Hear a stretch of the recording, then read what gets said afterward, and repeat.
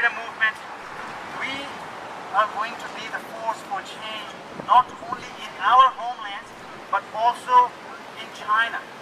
So the Chinese people, sometimes they believe that democracy will happen in China first, and then the Uyghurs and the Tibetans can be free.